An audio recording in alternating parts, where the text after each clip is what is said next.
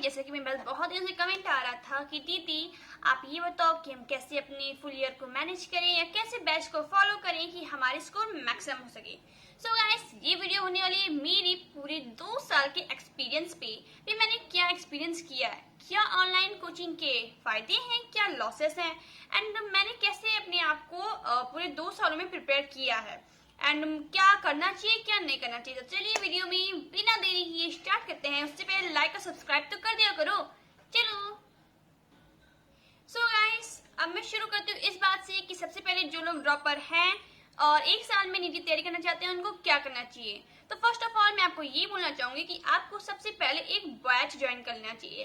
Batch का मतलब आप कोई भी मतलब कोई भी पीडब्ल्यू का बैच या कोई भी संकल्प का बैच या कोई भी आकाश का बैच या कोई भी आप एक बैच परचेस कर लेना।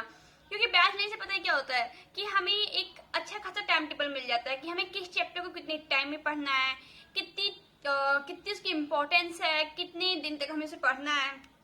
तो ये सब चीजें हमें काफी ज्यादा हेल्प करती हैं जब हम एक बैच को ले लेते हैं। तो सबसे पहले आप कोई भी बैच ले लेना। ओके, बैच लेने के बाद उसके बाद बैच ज्वाइन करने के बाद आपको ये ध्यान रखना चाहिए कि आप किन टीचर से अपने सब्जेक्ट पढ़ रहे हो। क्योंकि हमारे प्रिपरेशन के लाइन में टीचर का कॉम्बिनेशन अच्छा होना भी जरूरी। तो अगर आप यकीन 2.0 बैच से पढ़ रहे हो, मैं पर्सनली यहाँ पे अपना जो भी एक्सपीरियंस शेयर करने वाले वो सारे के पीडब्ल्यू बैचेस के होने वाले हैं। क्योंकि मैंने अपने 2 सालों में पूरा ऑनलाइन पीडब्ल्यू बैचेस से ही किया है। एंड अगर मैं ऑफलाइन की बात करूँ तो ऑफलाइन का मेरे पास कोई एक्सपीरियंस नहीं है। बस मैं इतना बोलना चाहूंगी कि पीडब्ल्यू ऑफलाइन के बारे में मैंने बहुत कुछ सुना है, तो मैं यहाँ ज्यादा कुछ नहीं बोलना चाहूंगी। बस इतना कहूंगी आप कोई भी एक ऑनलाइन बैच ज्वाइन कर लेना एंड अच्छा टीचर कॉम्बिनेशन रखना। अब यकीन 2.2 बैच की बात करें तो मैंने टीचर कॉम्बिनेशन आपको बता रखा है। अगर आप इंटरेस्टेड हो तो एक बार जाके विजिट कर लेना, आपको काफी हेल्पफुल होगी वो। ओके, सो नेक्स्ट, तो जैसा कि अभी का टाइम चल रहा है, अभी वो टाइम चल रहा है जब हमारा सिलेबस स्टार्ट हुआ है। क्योंकि अभी जो यकीन 2.0 बैच था ना वो 19 मई से स्टार्ट हुआ था। और आप सब जानते हो कि जब हमारा सिलेबस स्टार्ट होता है तो उसमें हमारे पास ज्यादा चीजें नहीं होती करने को। लाइक हमें केवल क्लासेस करनी होती है, डीपीपीस एंड जो क्वेश्चन प्रैक्टिस हम करते हैं केवल वो करनी होती है। उसके अलावा हमारे पास कोई प्रेशर नहीं होता है कि हमें पीछे का रिवाइज करना है या क्या करना है। तो ये मैं अभी स्टार्टिंग पूरी बात बता रही हूँ कि स्टार्टिंग में आपको क्या करना चाहिए। स्टार्टिंग में आपको जो टीचर जिस दिन पढ़ा रहे हैं उसको पहले पढ़ना चाहिए। पढ़ने के बाद उसी दिन टीचर जब पढ़ा दे हमें नोट्स को रिवाइज करना है। स्टार्टिंग की बात बता रही हूँ मैं आपको। नोट्स को रिवाइज करना है, उसके डीपीपीस करने हैं, उसके पीवाई तो आप लास्ट में करना वही बेटर है। तो उसकी डीपीपीस करनी एंड सर जो भी एक दिन पढ़ा रहे हैं आपको उन सबको समेट के अपने पास रखना है, मतलब उसे अपने माइंड में सेट कर लेना है। अब बात आती है हमारी की टेस्ट की। तो जैसे कि आप सब जानते हो कि पीडब्ल्यू में हर वीक में एक टेस्ट होता रहता है, चाहे वो शॉर्ट टेस्ट हो फिर चाहे लॉन्ग टेस्ट हो। तो टेस्ट तो होता ही रहता है। तो बहुत से स्टूडेंट्स होते हैं कि वो सोचते हैं यार टेस्ट तो ऐसे ही हो रहा है, मतलब उसे बहुत हल्के में लेते हैं। सो मैं आपको बोलना चाहूंगी यहाँ पे कि टेस्ट को हल्के में नहीं लेना है। ओके, क्योंकि टेस्ट बहुत ज्यादा इंपॉर्टेंट रोल प्ले करती है हमारे प्रिपरेशन में। टेस्ट से हमें पता लगता है कितने कॉन्सेप्ट हमारे माइंड में हैं, कितने हमने नहीं पकड़ पाए हैं, कितनी हमारी प्रिपरेशन किस लेवल तक चल रही है। मतलब आप ये भी कह सकते हो कैसे कि जो स्कोर हमारे टेस्ट में आते हैं अप्रॉक्स उसी के आसपास ही हमारे नीट में आते हैं। तो आप यहाँ पे टेस्ट को हल्के में नहीं ले सकते। ओके, तो आपको टेस्ट के लिए क्या करना है। और मैं अगर अपनी बात करूँ तो टेस्ट एक बहुत ही अच्छा सोर्स होता है हमारे रिवीजन के लिए। फिलहाल जब हमारा सिलेबस काफी ज्यादा हो जाता है तो आप देखोगे कि आपके पास इतना टाइम नहीं बचेगा कि आप पीछे का रिवाइज कर सको। नहीं होता किसी के पास इतना टाइम, तो वो पीछे रिवाइज नहीं कर पाता है। तो आप अपनी प्रिपरेशन को करने के लिए टेस्ट के थ्रू ही रिविजन करो। एटलीस्ट हमें पीछे का रिवीजन 2-3 बार हो जाना चाहिए मेरा सिलेबस कंप्लीट होने तक। तो आप जब टेस्ट के अकॉर्डिंग करोगे ना तो आपका सिलेबस मल्टीपल रिवाइज हो जाएगा। और टेस्ट को मतलब आप किसी भी कीमत पर, अगर मैं बताऊँ आपको टेस्ट कैसे देना चाहिए, तो पहले जब आपके पास टेस्ट सिलेबस हो ना उसको जितना टाइम हो आपके पास, जैसे हमें आज सिलेबस पता चला अगले संडे को है तो मान लो अगर 5 दिन है तो आप पहले उन 5 दिन को लिखो, उसमें टेस्ट के सिलेबस को डिवाइड कर दो एंड उसके अकॉर्डिंग अपनी प्रिपरेशन करते चलो। एंड जो टारगेट जिस दिन का रखो उसे कंप्लीट करो। आप देखना अपने कॉन्फिडेंस बूस्ट होगा कि मैं जो टारगेट बनाया वो मेरा कंप्लीट हुआ। तो आप टेस्ट को हल्के मत लेना, टेस्ट जरूर देना, उसे मिस करने की गलती मत करना। एंड अब मैं आपको ये बोलना चाहूंगी कि जैसे आप जिस भी टीचर से पढ़ रहे हो ना, जैसे कि आप एग्जाम्पल ले रही हूँ मैं कि आप बायो पढ़ रहे हो नोमेश सर से, तो आपको टीचर जो पढ़ने को बोले या फिर मतलब आप टोटली आप ये कंक्लूजन कह सकते हो कि आपको उन पे ब्लाइंडली फेथ करना है। जो वो बोले वो करना है। अगर वो बोले आज जाके आपको इसको एनसीईआरटी से पढ़ना है तो आपको पढ़ना है, क्योंकि टीचर्स कभी भी हमारा बुरा नहीं चाहते हैं, वो भी चाहते हैं कि वो हमें मैक्सिमम आउटपुट दे सके अपना। तो आप बस टीचर को ब्लाइंडली फॉलो करना, फिर आप किसी को भी फॉलो करो। मैंने अपने आपको बताया ये कि टीचर कोई बुरे नहीं होते, आप किसी को भी फॉलो करो, बस ये वो जो बोले उसे ब्लाइंडली फॉलो करो, जो वो प्रैक्टिस दे उसे सॉल्व करो, जैसे वो बोले उस चीज को वैसे ही फॉलो करते चलो। और पता है कई बार ऐसा भी होता है कि जैसे कई बार टीचर्स कुछ पॉइंट्स आउट ऑफ एनसीईआरटी पढ़ाते हैं, कुछ पॉइंट, ज्यादा नहीं।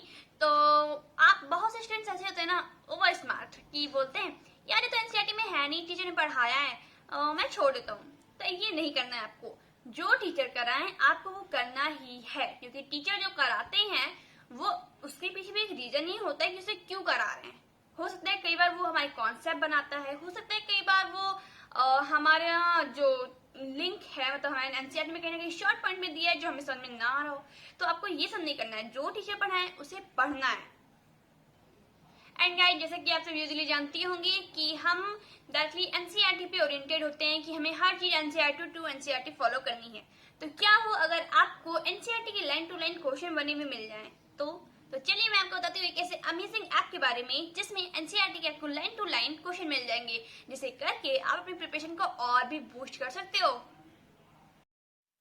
गैस, मेमोनीट के अपने बहुत से फ़ायदे भी हैं, जैसे कि आप जानते हो कि मेमोनीट की हेल्प से आप एनसीईआरटी को याद कर सकते हो और असर्शन रीजन के क्वेश्चन भी कर सकते हो। एंड आप सब जानते हो असर्शन रीजन क्वेश्चन करने से हमारे कॉन्सेप्ट कितने स्ट्रांग होते हैं। और एक अमेजिंग बात पता है, नीट 2023 में 100 out of 100 question in bio, 48 out of 50 in chemistry and 45 out of 50 in physics directly question Memonit app से आए हुए थे। और साथ ही साथ आप इस ऐप पर पीवाईक्यू भी कर सकते हो, इसलिए मेमोनीट ऐप बहुत यूज़फुल बन जाता है। इसमें आपको jumble word type question, PYQs, flash card और साथ ही साथ फिजिक्स और फिजिकल केमिस्ट्री के फॉर्मूला शीट भी मिल जाते हैं। और आप मेमोनीट की टेस्ट सीरीज भी ज्वाइन कर सकते हो। और आप मेमोनीट के रिवीजन एल्गोरिथम को भी अगर जान जाओगे ना तो आप बहुत इम्प्रेस हो जाओगे। इसके थ्रू आप एक ही क्वेश्चन को मल्टीपल टाइम रिवाइज कर सकते हो, जिससे आपकी मेमोरी में परमानेंटली सेट हो जाएगा। तो आप इस ऐप को डाउनलोड कर सकते हो, लिंक मैंने अपने डिस्क्रिप्शन में दे रखी है। एंड अगर आपको उसका सब्सक्रिप्शन बाय करना हो तो आप उसमें मेरा कोड भी यूज़ कर सकते हो, जो कि है मुक्कू 300। इसमें आपको 300 का ऑफ मिल जाएगा। तो अब इंतजार किस बात का, जल्दी से मेमोनीट ऐप डाउनलोड करो और अपनी प्रिपरेशन को और बूस्ट करो। सो गाइस, अगर मैं अब आगे आपसे बात करूं तो यहाँ मैं सबसे पहले बात करना चाहूंगी ऑनलाइन क्लासेस के ड्रॉबैक्स के। यस, आपने सही सुना। जैसे कि हम सब जानते हैं कि ऑनलाइन क्लास हमारी कहीं ना कहीं अच्छी ही होती है, तो कहीं ना कहीं इसके ड्रॉबैक भी होते हैं। और ऐसा ऑफलाइन में भी होता है, जरूरी नहीं है, बट होता है हर किसी का। तो ऑनलाइन के अगर मैं ड्रॉबैक की बात करूँ तो इसके मेजर दो होते हैं। सबसे पहला होता है कि आइस, मतलब आइस पे हमारे बहुत ज्यादा इफेक्ट पड़ता है, क्योंकि कहीं ना हम दिन भर मोबाइल के सामने लगे रह जाते हैं, उससे हमारी आइस पे बहुत ज्यादा इफेक्ट पड़ता है। अगर मैं अपनी बात करूं तो मेरी भी आइस में नंबर आ गया है -1/2। मतलब मेरी आइस पहले बिल्कुल ठीक थी, 2 साल ऑनलाइन क्लास लेते लेते अब मेरी आइस पे भी नंबर आ गया है। तो फर्स्ट ऑफ ऑल, आपको जब आप ऑनलाइन कोचिंग कर रहे हो तो आपको उसमें ब्लू फिल्टर या रीडिंग मोड के नाम से आता है एक सेटिंग, आपको वो लगा लेनी है, या फिर एक ब्लू फिल्टर का चश्मा ले लेना है, क्योंकि आइस की केयर करना बहुत इंपॉर्टेंट है। अगर आप ये नहीं करते हो ना तो आगे चल के कई बार ऐसा भी होता है कि स्टूडेंट क्लास ले ही नहीं पाते हैं, उनकी आइस में इतनी प्रॉब्लम हो जाती है। तो आप स्टार्टिंग से इस बात का ध्यान रखना, ओके।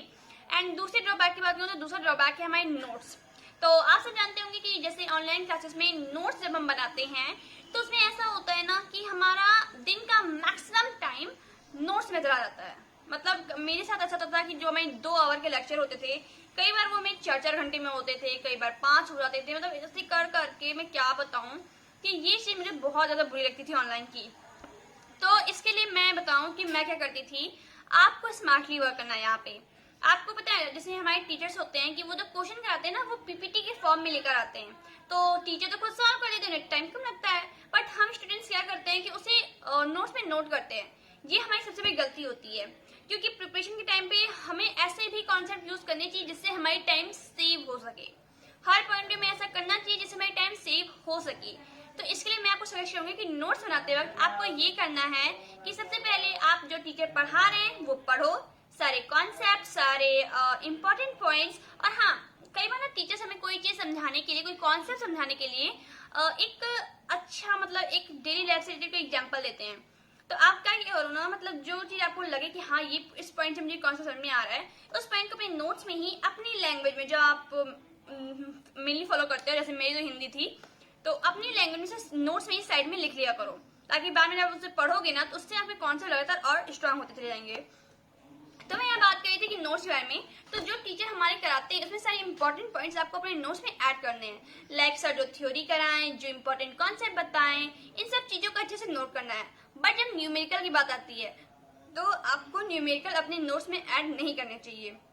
यस, मैं एग्री करती हूँ कि टीचर्स हमें बोलते हैं कि न्यूमेरिकल ऐड करो, न्यूमेरिकल ऐड करने चाहिए, बट मैं सच बताऊं ना कि अगर आप उसे करने लगोगे तो आप देखोगे कि आपकी दिन कैसे स्पेंड हो रहा है, कैसे आपका टाइम कहाँ जा रहा है, आपको खुद पता नहीं चलेगा। मतलब इतना टाइम वो कंज्यूम कर जाता है। तो अब मैं बताती हूँ कि न्यूमेरिकल करने का सही तरीका क्या है। न्यूमेरिकल करने के लिए आपको ये करना चाहिए, जैसे जब टीचर हमें कॉन्सेप्ट करा रहे हैं, कराने के बाद वो जाहिर सी बात है क्वेश्चन करेंगे। जब वो क्वेश्चन स्क्रीन पर लाएंगे तो सबसे पहले आप उसे पॉज करो। पॉज करने के बाद उस क्वेश्चन को खुद ट्राई करो। जब आप खुद ट्राई करोगे तो आपसे सकता क्वेश्चन बनी या ना बने। मैक्सिमम टाइम ये होता है कि नहीं बनते हैं, तो नहीं बनते, आपको उसमें घबराना नहीं है, सबसे होता है ये। तो वो आपसे नहीं बनेंगे। जब आपसे वो नहीं बनेंगे तब आपको टीचर जैसे करा रहे हैं आपको उस पर विजिट करना चाहिए। देन मैं सच बता रहा हूँ, उसके बाद जो आपकी माइंड में न्यूरॉन्स बनेंगे ना, वो बहुत ही बेस्ट लेवल के होंगे। ऐसे अगर मतलब आप जो अपने नोट्स पे क्वेश्चन नोट करोगे, उसके बजाय अगर आप ऐसे फॉलो करोगे ना, तो आपके मतलब कॉन्सेप्ट बहुत स्ट्रांग हो जाएंगे। आपको न्यूमेरिकल्स का पॉइंट याद रहेगा कि यहाँ पे सर ने कौन सा कॉन्सेप्ट लगाया था। तो ये मैं अपना ओपिनियन बता रही हूँ, आपको ऐसा करना चाहिए। एंड अगर आप करोगे तो आपको इससे इंप्रूवमेंट दिखेगी। एंड क्वेश्चन अगर आप नोट्स में नोट नहीं कर रहे हो तो सवाल आता है कि रिवाइज कैसे करेंगे। तो जब आप उस चैप्टर को रिवाइज कर रहे हो तो रिवाइज करने के लिए आप जब आपको रिवाइज करना हो तो आप उसी चैप्टर के पीडीएफ के थ्रू भी क्वेश्चन कर सकते हो। और या फिर अगर आप अफोर्ड कर सकते हो तो फिर उन न्यूमेरिकल्स पार्ट की पीडीएफ मतलब प्रिंट आउट निकलवा लिया करो। उससे आप बाद में लगातार उसे प्रैक्टिस करोगे, उससे आपका टाइम भी सेव होगा और क्वेश्चन मल्टीपल टाइम आप कर भी पाओगे। क्योंकि जितने टाइम में आप क्वेश्चन लिखोगे ना, उतने टाइम में आप क्वेश्चन को 2 बार सॉल्व कर सकते हो। समझ रहे हो इसके बेनिफिट्स क्या हैं? सो आप ऐसे ही करना। स्टार्टिंग में मैंने ये गलती की थी, मैं सारे क्वेश्चन को लिख रही थी एंड मुझे बाद में जाके इस बात का बहुत ज्यादा अफसोस हुआ था। सच बता रही हूँ मैं, इसलिए मैं आपको बता रही हूँ आप ये गलती मत करना। सो गाइस, ये पूरी बात हो गई कि हमें लेक्चर एंड नोट्स कैसे बनाने चाहिए। अब मैं बताने वाली हूँ एक ऐसा पॉइंट जिसे अगर आपने फॉलो कर लिया ना, तो ट्रस्ट मी, आपको मतलब नीट के टाइम, रिवीजन के टाइम या ऐसा कुछ भी करने के टाइम आपको बहुत ज्यादा बेनिफिट होने वाला है। ठीक है, अब वो पॉइंट ये है, जैसा कि आपने जिस दिन लेक्चर किया, ओके, लेक्चर करने के बाद आपने उसको एक बार रीड कर लिया, मतलब आगे पीछे खोल के नोट्स बंद कर दिए। उसके बाद में, ठीक है, मतलब पढ़ने के बाद नोट्स बंद कर दिए। उसके बाद में आप लो एक ब्लैंक पेज। उस ब्लैंक पेज में जितना आपको टीचर ने पढ़ाया है आज, उन सबको याद कर करके उसमें लिखो। मतलब आपको खुद करना है कि टीचर ने हमें क्या पढ़ाया इस लेक्चर में, कितना पढ़ाया, तो आप उसमें लिखो। आपको जितना पॉइंट याद आ रहा है उतना लिखो। एंड ऐसे लिखते लिखते ना आप जब पूरा लिख चुके होगे तो आप फिर नोट्स रीड करना। आप तब देखना कि आपने कितने पॉइंट लिखे, कितने मिस कर गए, यार ये तो मैं पढ़ी थी, इसमें मैंने ये लिखी नहीं। ऐसे करके आपको बहुत से पॉइंट्स मिलेंगे एंड तब आपको उस पॉइंट्स को नोट से देखकर इसी ब्लैंक पेज में दोबारा लिख देना है। इससे आपके 2 बेनिफिट हुए। आपको ये पता चला कि टीचर के पढ़ाने के बाद आपके माइंड में कितनी चीजें रिटेन हुई हैं।